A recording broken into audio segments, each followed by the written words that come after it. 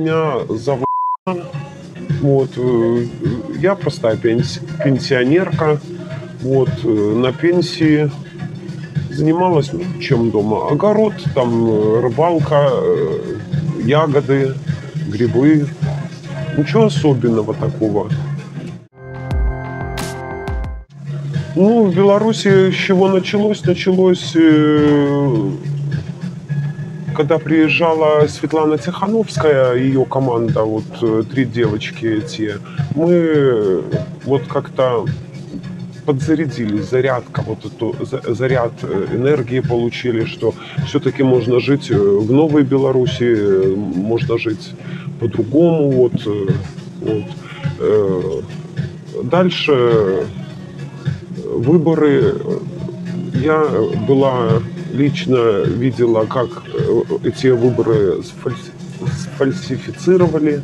Вот, не наблюдателем независимо, а вот просто находилась возле наблюдательного участка и все видела. И до последнего, пока не ушла комиссия. Вот это я все видела. Потому что было преследование, преследовала милиция, дежурила возле дома, возле подъезда. Так просто дежурили, в машинах дежурили, встречали возле двери, выходили где-то на улицу, допустим, если могли ускользнуть, там, выйти из дома спокойно без них, то любой выход на площадь или где-то какой-то магазин в центре, тут зненацку, будем казать, чуть ли не на плечи, як черти скочили, вот, пужали и тому подобное. Прилетели сразу у хостеля, ну, честно скажу, нам сказали, что чего вы приехали, чего вы приперлись, вообще, ну, вот такое вот. Потом наш знакомый снял квартиру в Житомире и пригласил нас. Вот. Мы так поглядели, что примерно по деньгам мы сможем и снять жилье, и там это самое. Вот. Ну, немножко тут получился такой форс-мажор. Будем говорить, ну, болезнь никого ж не выбирает. Ну вот, во-первых, у меня хронический бронхит. Сейчас бронхит открылся, и, в общем, на этом фоне подхватила инфекцию очень. И вот уже почти 3 месяца я никак не могу справиться с этой инфекцией, столько уходит денег. Это самое заключение врач дал, это самое, ну, стафилококк и стрептококк, это самое, вот, то ли это микроб, то ли это грибок, непонятно. Ну вот в организме вот это есть, гнойники по стопам очень сильно, и то я ходила красная от фуркацина, то теперь у меня просто зеленые ноги. Я говорю, были красные, теперь зеленые. Я говорю, як флаг я батик. Теперь буду ходить, як я батька. Леки вот надо куплять, доктор написала назначение. И сейчас я вот хожу на процедуры аутогемотерапии. Есть такая, немножко подлечить кровь, поднять иммунитет, чтобы организм мог справиться с этой болезнью. Но тоже каждый прием врача платен, каждый укол тоже платно. Прием 135 гривен, а каждый укол вот этот 112 гривен. В общем, у меня небольшая пенсия, ну вот здесь я это самое тоже не сижу дома, как говорится, просто так. У нас в этом подъезде, где мы снимаем жилье, там бабушки-пенсионерки, я вот им помогала и вскопать огород, и посадили мы лука, потом помидоры посадила, капусту посадила, огурцы, возле огурцов посадила кукурузу, ну вот укропчика посеяла, салата посеяла, бураков, морковки. Ну, это все прополото, все красиво, так стараюсь сделать, чтобы было, как говорится, бабушки довольные такие, что одна с 2 палочками, вторая вообще у нее, по-моему, она в Израиле оперировалась, что-то на позвоночнике, ну, говорила вроде бы как рак, ну вот, ну как не помочь таким людям? Ну и они, соответственно, мне там то пару банок варенья принесла, там банку помидор закатанных. Ну тоже вот так вот, что могут, помогают. И я вот им помогаю по первой просьбе их.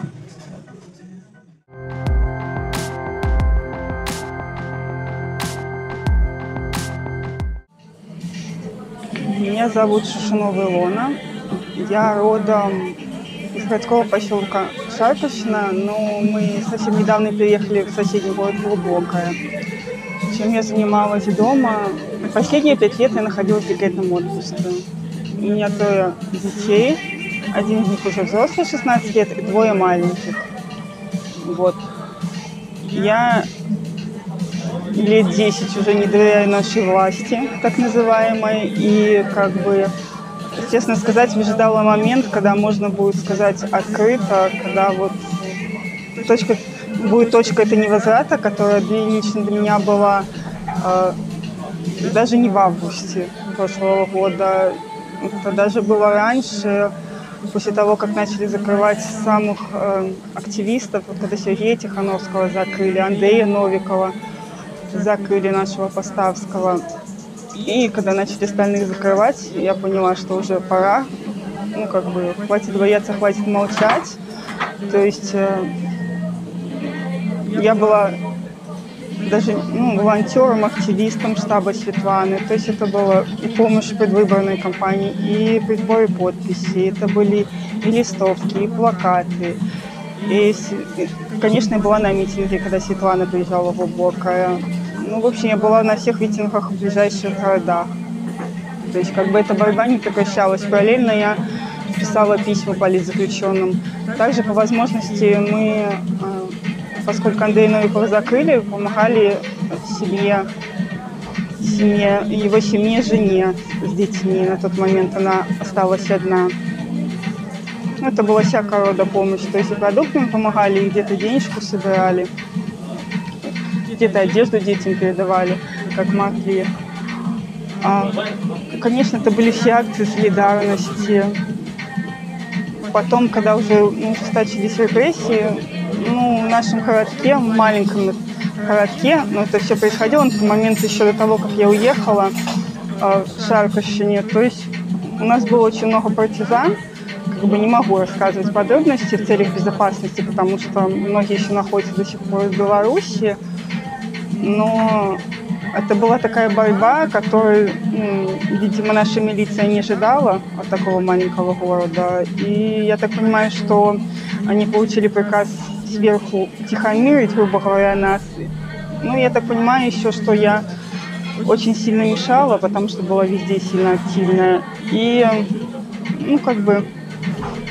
начались, грубо говоря, у меня административные дела, уголовные дела. Было уголовное дело заведено вообще за глупость, за перепост из группы в группу, статья 369. К нам приехали с обыском, изъяли всю технику. Вот. Естественно, это дело закрыли, потому что не доказали ничего. Естественно, я этого ничего не делала, просто это реально был перепост.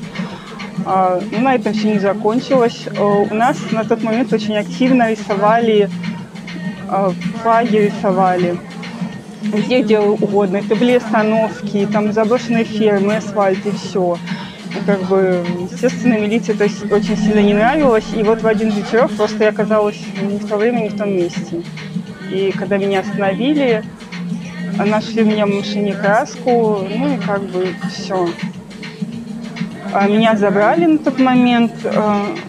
Ну, на тот момент я плохого не скажу, как бы ко мне относились лояльно, спокойно, вот. Но потом, когда уже начали расследовать, это административный процесс пошел, вот. Как бы доказательств никаких не было, помимо краски, что была у меня в машине. Но, так сказать, слегка надавили, потому что, да, я сама понимала, что людей много, как бы люди продолжают бороться, рисовать, и как бы, ну, если уже поймали, нужно кому-то ответить. То есть я пошла на встречу, взяла вину на себя и, грубо, ну, так сказать, сотрудничала с милицией, и мне пообещали, что дело закроют, то есть это не будет ни уголовка, ничего. Но это реально дело закрыли. Дали мне на тот момент 2 базовые, это было административное дело, то есть ни суда ничего не было, это решили все в РОВД. И я как бы, ну, я думаю, ну, на этом, как бы, меня останут, дело закончится. Но не тут-то было, буквально, самое смешное, буквально через неделю мне позвонили и сказали, что по одному и тому же эпизоду меня еще открыли статью 23-34. Ну, тогда меня судили, ну, смешно было на них смотреть, потому что посчитали нарисованный флаг где-то там в 10 вечера на асфальте одиночным пикетированием. Хорошо, но там тоже сумма была небольшая, штрафа 2 базовые. Это было в октябре месяце прошлого года. Ну, как бы ладно, ну, закрыли и закрыли, платили мы этот штраф, все, дальше жили все своей жизнью. Я переехала в семью Глубокое, мы купили там свой дом, ну, уже занялись своими вопросами, как бы поиском работы и все остальное. Ну, при этом, как бы, активизм, так сказать, мой, ну, внешний, ну, как бы внешне нигде я себя не проявляла, но, опять же, не забывала писать письма политзаключенным, помогать той же Оле Новиковой. Ну, и уже ни для кого не секрет, что я помогала Белсату. У нас есть там свой репортер в Глубоком, ну, как бы помогала как могла ему и с роликами, и с новостями. И вообще, в принципе, сотрудничала с ним. Но, видимо, пришел еще один очередной приказ сверху, и в начале мая нас всех начали снова дергать за эти флаги, за эти рисунки по Шарпущине. Вызывали там настолько, вот один раз меня вызвали якобы на опрос, это было настолько, я, ну, как бы, ну, во-первых, мы не пользовались ни услугами адвоката, ничего, то есть, ну, мы знаем свои права и как бы ходили туда спокойно, потому что было более-менее нормальное отношение. И тут я прихожу, был такой прессинг, приехал какой-то дядя из Витебска, как это называется, я пошла полиграф, то есть, который показал, что, в принципе, я не причастна, но он показал, якобы я делаю, ну, знаю, кто делает, кто рисует. Вот, был неприятный разговор. Потом мне снимали отпечатки пальцев, а потом меня позвали в другой кабинет, и, ну, мне напрямую было сказано, либо, ну, там были доказательства им предоставлены, что они там и следят за мной, прослушают мои телефоны, с кем я общаюсь, с кем я бываю. И мне было сказано, либо ты сотрудничаешь, либо мы найдем, ну, способы, как тебя разговорить. Естественно, я сказала, что я тогда вам ничего не сказала, и сейчас ничего не скажу вам. Вот. Ну, было давление, очень сильное давление, и буквально через неделю меня вызвали уже в Следственный комитет на очередной допрос, и тут я узнаю, что административное дело, которое, по сути же, было закрыто за этот рисунок, да, на асфальте, его возобновили по новой, и это уже переросло в уголовное дело. Ну, конечно, тоже было неожиданностью для меня. Меня тогда закрыли на 72 часа на ИВС Шарпущины. Как я это называю, приключения Алисы в стране чудес, потому что это такой цирк. Я понимаю, есть прессинг в больших городах, да, там в Минске, где-то в Жодино. Но когда вот такая вот ерунда творится в маленьком поселке, где мы друг друга знаем пофамильно и в лицо, и, ну, там началось реально приключение. Мне не дали, не разрешили ни передачи, мне не выдали постельное, меня по 3 раза за ночь поднимали, меня там в наручниках выводили. Ну, естественно, Я тоже показала свой характер, я сразу же объявила голодовку на 3 дня. Первый день они бегали, спрашивали, может, мне там помощь нужна, врача и так далее. А потом, когда было понятно, что меня не сломать, ну, как бы, так скажем, прессинг увеличился. Ладно, и вот когда уже я по истечении этих 3 суток, естественно, мне наняли адвоката, все. Адвокат вообще была так позитивно настроена, сказала, что, ну, во-первых, это бред, потому что не может по одному и тому же эпизоду, вообще, в принципе, по закону, которого у нас нет в Беларуси, чтобы было сразу одно дело открывали, потом второе, потом третье. То есть она хотела добиться, чтобы перевели обратно в административное, либо вообще закрыли дело.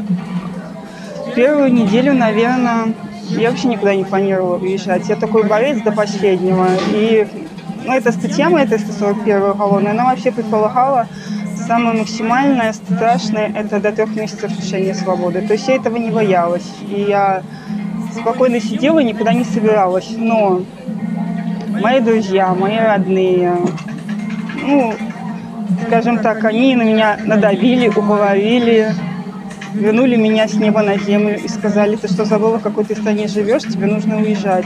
То есть на тот момент у меня не было никаких документов, не готовых, чтобы уехать. Ну ничего, вообще абсолютно. Я сидела дома, спокойно работала, никуда не собиралась. И, ну, была настроена дальше бороться с режимом. Но поскольку такая ситуация, что у меня, получается, дети 3 разных мужей, и нынешний муж мой, получается, папа одному ребенку. Если бы, грубо говоря, меня закрыли, да, 2 детей моих просто забрали бы. Ну и, наверное, последней каплей стало тем, что я решила уехать в Украину. Это то, что к нам начали ходить различные комиссии, естественно, готовились документы, чтобы поставить нас в СОП. И, как сказала воспитатель из садика, куда ходили наши дети, что там психолог так усердно готовилась, чтобы поставить нас в СОП, чтобы была причина. Ну, искали причину, что, говорит, там был том, 60 листов. Настолько усердно они готовились. Нас на тот момент вызывали тоже в детский сад на комиссию, но мы уехали, естественно, мы туда не попали. Вот.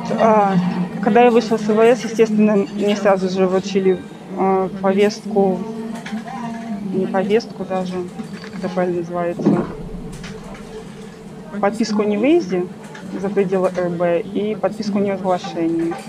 То есть вот сейчас я рассказываю, уже пару статей нарушила тем, что я нахожусь в Украине.